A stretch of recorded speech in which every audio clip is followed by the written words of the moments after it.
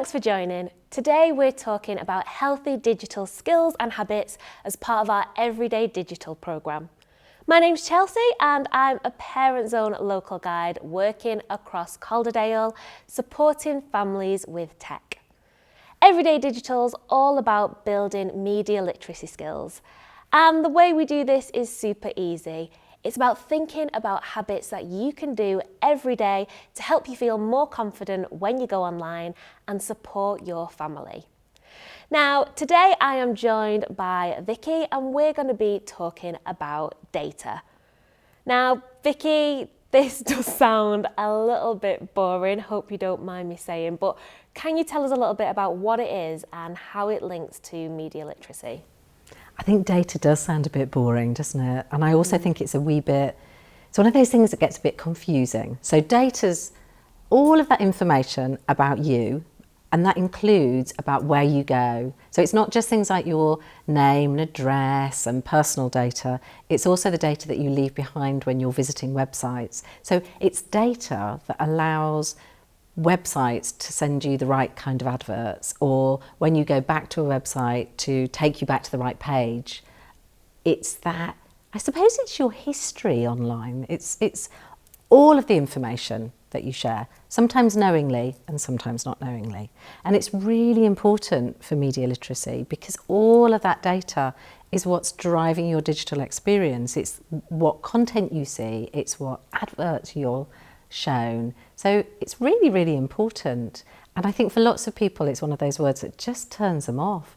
Makes you want to go away and have a little cry, doesn't it? But don't do that because data's really, really important.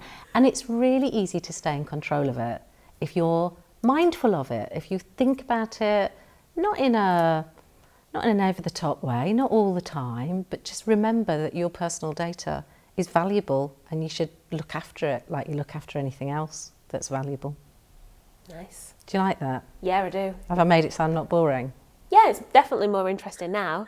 I think it's that interesting thing of where you actually going online and that idea of that is what your data is and that's how kind of you get shown content and things are suggested to you, and yeah, it all links together. It's much more than just personal information, isn't it? It's much more than that. It is that, but it's a lot more than that.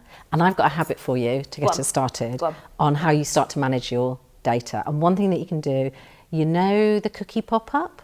Whenever you go on a website, do you want to accept or reject cookies? Instead of just doing what we normally do when we're in a rush, accept all, just take an extra second to decide whether you actually want to share all of your data with that website. Do you want the website to know where you went, what you looked at? Or do you want to turn some of those off? And try to just take an extra second and turn off cookies. That's what I do anyway. Nice. That's a good one. Do you like that? Yeah, it's about being more in control over what data you're sharing. Exactly. I want to tell you a habit that we've kind of spoke about before, but I've continued to do it.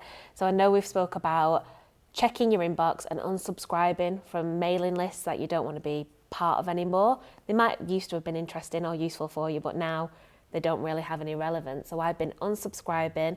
While I've been making a brew, I unsubscribed from a few mailing lists, and I've been doing it now for a good few months, little and often, and my inbox is so nice. It's so nice, I'm going to have to show it you. It's so clean. I love that one though, because anything that makes your going online a bit easier is great, isn't it? It's actually, you know, you're not just doing it because it's good for you, you're doing it because it actually is making life a little bit easier. So I have another one for you. Last one, privacy settings. We talk about privacy settings a lot, don't you think? It feels as though we talk about them quite a lot, but it's well worth checking them every now and again just to make sure that you are only sharing what you want to share. And this isn't just for your children, you should do your own as well. It's really important for children that they're only sharing to a small group, we would say family and friends only, but even for yourself, you know, when was the last time you checked your Instagram settings, for example, Chelsea? Don't know, and if I don't know, it was obviously a long while ago. Exactly. What a brilliant habit. If you don't know when you last checked them, probably a good time to check them. Yeah. Amazing. Thanks, Vicki. And that's it. Some really useful tips and habits about media literacy and your data. Now, if you've got any tips or habits to share, make sure you share them on socials using the hashtag everydaydigital, or you can pop us an email or just let your local guide know. If you have found this video useful, make sure you check out the Parent Zone YouTube page and our website where you can find more information. And in the description, you will find a short parent survey. If you could fill that in, we'd be really grateful because we love hearing from you. And if you've got any questions about data or anything else, just drop us a line and we'll get back to you. Thanks so much for joining, and we'll see you again soon.